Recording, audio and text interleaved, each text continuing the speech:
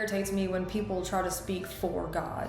They try to tell you what to do in your own life because maybe they're limited in their own lives and that's what they believe. So therefore they put it on you somehow, like you're supposed to be doing it too because I believe this. But the way people act and the way they act out of character when they don't get what they want from you, that's kind of a tell-all in these situations. The fact that I had this one person dang near scream at me because I wasn't doing something that they thought that I should be doing, and I'm sitting there going, look man, all of our journeys are different and my life doesn't look like your life. My choices don't look like your choices, and vice versa. So to go around and hate other people or bring other people down just because they don't agree with you, I mean, I think that's kind of messed up. And honestly, if you're doing that, then you're part of the problem. I was always a free thinker.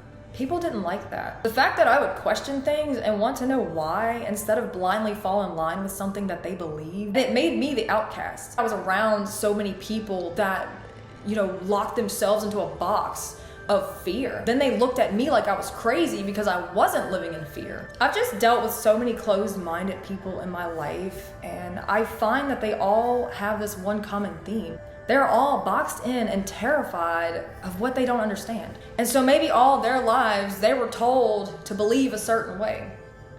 And that's what they grew up knowing. Yes, there is a universal truth. There is a truth, the truth. And the truth resonates on an entirely different frequency. Years ago, I was seriously involved with someone that had a drug addiction. And the sad part to me was that they used religion and God to justify their actions and what they were doing. And I have encountered this so many times in my life.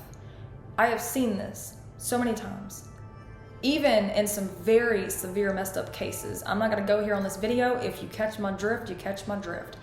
They will do something absolutely horrible. And then suddenly, I found God. So now all of a sudden, that's okay now. Wait a second, on what planet? You still have to pay for your actions. It may not be today.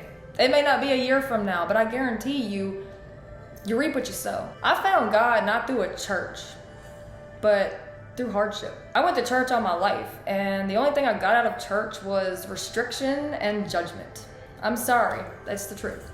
I'm not saying all churches are like that. I know there's some really great churches out there and great groups to be involved in, and I would highly encourage you to find those groups and be involved in. I believe that community is everything, and being around like-minded people is everything. Support is everything. I'm not telling you to isolate yourself, but you will find God in that isolation.